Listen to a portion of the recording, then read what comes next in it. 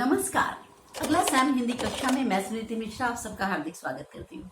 तो बच्चों, आजकल हम पढ़ रहे हैं कक्षा 11वीं की आरूह और आज मैं आपको पढ़ाने जा रही हूँ उसका 7वां पाठ रजनी, जिसकी रचनाकार है मन्नू भंडारी।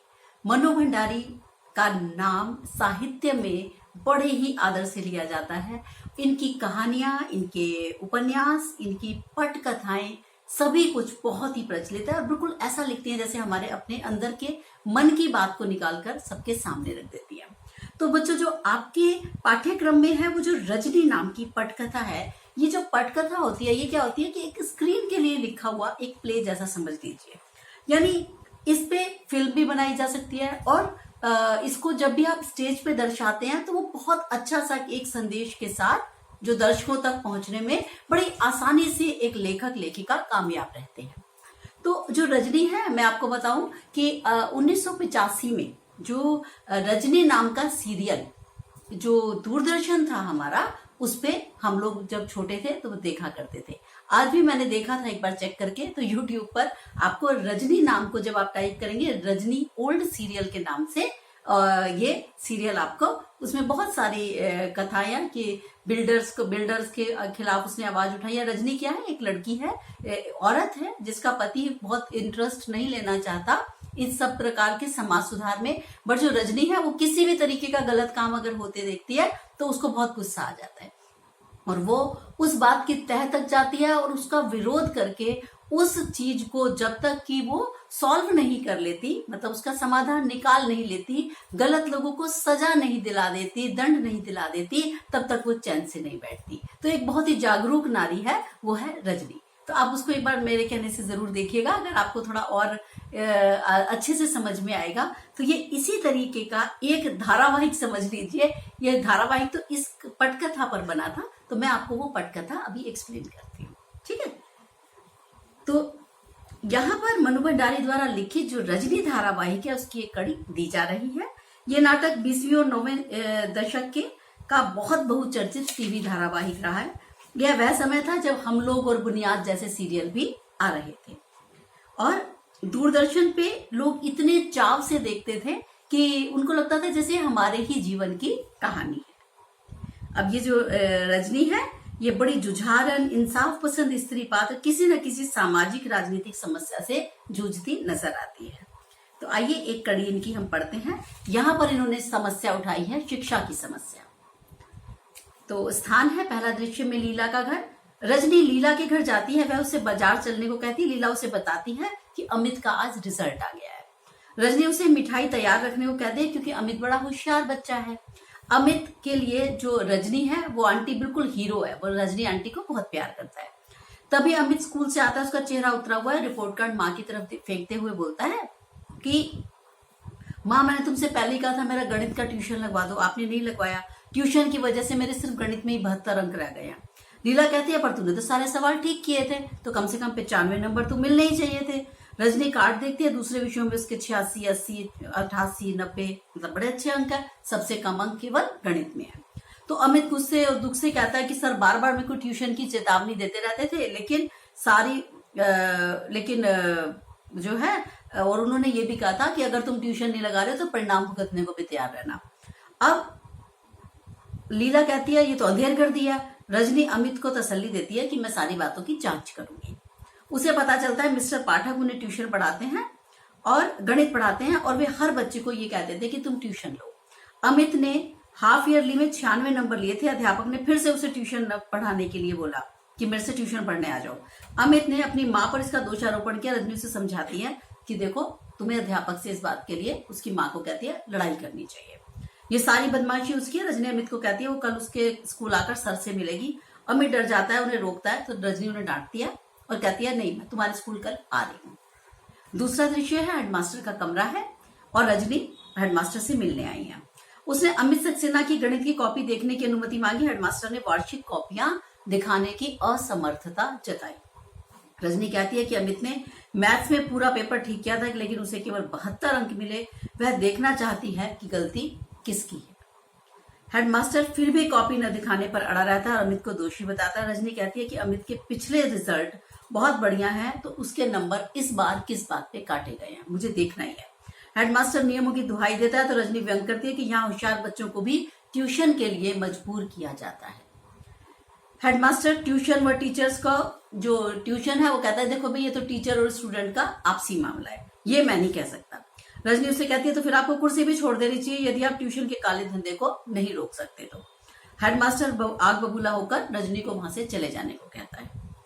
अब तीसरा दृश्य है रजनी का घर। शाम के समय जब रजनी के पति आते हैं वो उनके लिए चाय लाती है तो उनको अपने काम के बारे में बताती है। रवि उसे फिर समझाते हैं उसके पति देखो टीचर ट्यूशन करे या अपना धंधा करे, तुम्हें इसमें क्या परेशानी है, तुम्हारा बेटा तो अभी पढ़ने नहीं जा रहा। इस बात पे रजनी भड़क जाती है। वो कहती है कि अमित के लिए आवाज क्यों नहीं उठानी चाहिए, वो भी तो मेरे बच्चे जैसा है और अन्याय करने वालों से ज्यादा अन्याय सहने वाला दोषी होता है। तो उसको बहुत गुस्सा आता है। वो कहती है तुम ऐसे हो ना, तो समाज का वर्ग उस वर्ग के प्रतीक है उसका पति जो रवि है, जो पहले तो कुछ करेंगे नहीं लेकिन अगर कोई कुछ करना चाहेगा, न्याय के विरुद्ध लड़ना चाहेगा तो वो हमेशा उसको भी गलत बताते रहेंगे। ठीक है, तो उसको बजाय इसके कि उसको उत्साहवर्धन करे या उसके साथ खड़े हो जाएं, अगर तुम नहीं लड़ सकते तो कम से कम लड़ने वाले के साथ तो खड़े हो जाओ, वो भी नहीं करना चाहते। तो ये ऐसा वर्ग है जो हमेशा अन्याय सहता रहता है, उसको कोई समस्या नहीं, वो सोचता है जब मेरे पर मार पड़ेगी तब मैं देखूंगा। तो चौथा दृश्य में डायरेक्टर ऑफ एजुकेशन का कार्यालय है। रजनी दफ्तर के बाहर बेंच पर बैठे अधिकारी से मिलने की प्रतीक्षा कर रही है। वो बेचैन हो रही है। प्रतीक्षा करते करते जब बहुत देर हो जाती है तो वो बड़बड़ाने लगती है। तभी एक आदमी आता है, स्लिप के नीचे 5 का नोट रख कर देता है। चपरासी उसे तुरंत अंदर भेज देता है। रजनी ये देखकर क्रोधित हो जाती है। क्यों? क्योंकि चपरासी रिश्वत ले रहा है कि जो भी रिश्वत दे रहा है उसको 5 का नोट रख के उसको तो पहले अंदर भेजे जा रहा है। तो वो चपरासी को धकेल के अंदर आती है। निदेशक उसे घंटी बजाने पर अंदर आने की बात कहता है लेकिन रजनी उसे खरी खोटी सुनाती है। इस पर निदेशक उससे बात करता है।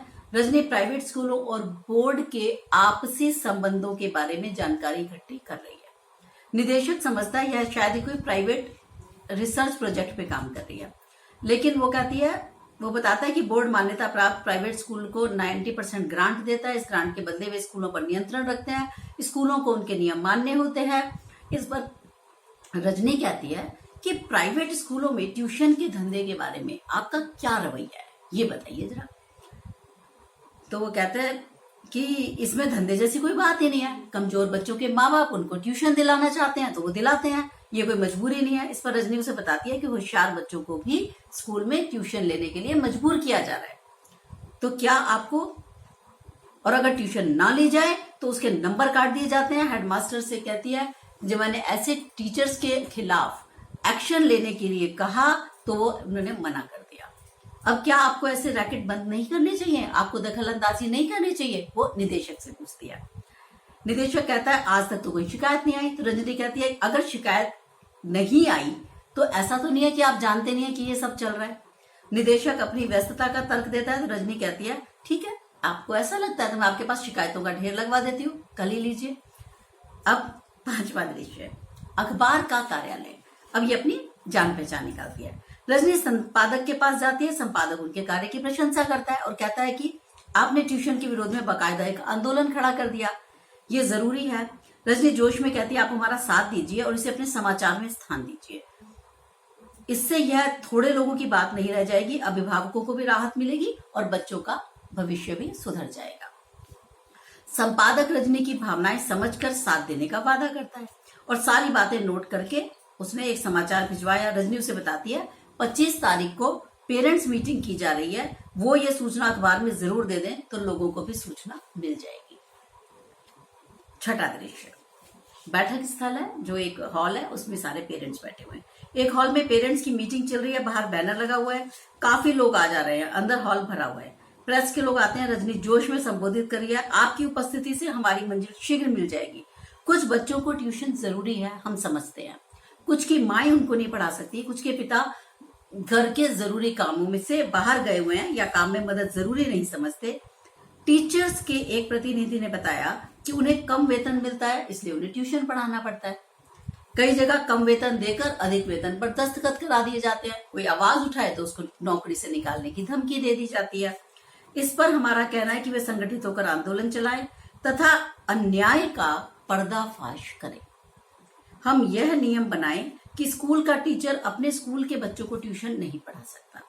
इस नियम को तोड़ने वाले टीचर्स के खिलाफ सख्त कार्रवाई की जाएगी। इससे बच्चों के साथ जोर जबरदस्ती अपने आप बंद हो जाएगी और सभा में बैठे सभी लोग इस बात का समर्थन करते हैं कि बिल्कुल ठीक कह रहे हो आप। अब क्या है 7वां दृश्य, रजनी का घर। रजनी के पति अखबार पढ़ते हुए बताते हैं, बोर्ड ने तुम्हारे प्रस्ताव को ज्यों का त्यों स्वीकार कर लिया। रजनी बहुत प्रसन्न होती है और पति भी उस पर गर्व करते हैं। तभी लीलाबेन, कांति भाई और अमित मिठाई लेकर वहां आते हैं। तो रजनी ने क्या किया, रजनी ने वो जो ट्यूशन का एक पूरा रैकेट चल रहा था, जो एक अन्याय के खिलाफ आवाज उठाई जानी थी, उसने उस आवाज को बड़े ही पूरा जैसे कहते हैं बड़े सशक्तिकरण से उस आवाज को उठाया और उस आवाज के उठने से क्या हुआ कि वो अन्याय बंद हुआ। तो कहीं ना कहीं जो अध्यापकों से ज्यादा कम वेतन दे के ज्यादा पे जो साइन करा रहे हैं, हस्ताक्षर करा रहे हैं, उनको भी डर पैदा हुआ। जो अपने ही विद्यालय, अपने ही क्लास के टीचर्स को जो है, जो बच्चों से जबरदस्ती ट्यूशन अपने आप को पढ़वाने के लिए कहते हैं, उनको भी डर पैदा हुआ। तो इस प्रकार से जो अन्याय है उसका विरोध किया जाना समाज में बहुत जरूरी है। आज आप देखते हैं ना कि अगर आप गलत चीज के खिलाफ आवाज ही नहीं उठाएंगे तो कैसे चलेगा। तो अमित की वजह से यानी रजनी ने कितना अच्छा उसने जो आवाज उठाई। तो ये जो पाठ है आपको बच्चों क्या बता रहा है, व्यवसाय, जो शिक्षा का व्यवसायीकरण होता जा रहा है, शिक्षा को एक व्यवसाय समझ लिया गया है, ट्यूशन का रैकेट, अधिकारियों की उदासीनता, आम जनता द्वारा अन्याय का विरोध आदि के बारे में बताता है। और ये हमें अन्याय का विरोध करने की प्रेरणा दे रहा है। ये पाठ हमें ये सिखाता है कि यदि अन्याय को रोका नहीं गया तो वो बढ़ता जाएगा। अन्याय का विरोध समाज को साथ लेकर ही हो सकता है, क्योंकि आम आदमी की सहभागिता के बिना ना तो सामाजिक, ना प्रशासनिक, न राजनीतिक व्यवस्था में कोई भी सकारात्मक परिवर्तन संभव नहीं है। तो बच्चों ये थी हमारी आज की कहानी रजनी। मैं आशा करती हूँ आपको बहुत पसंद आई होगी और समझ में भी आई होगी। तो इसके साथ ही मुझे आज्ञा दीजिए। अब नमस्कार।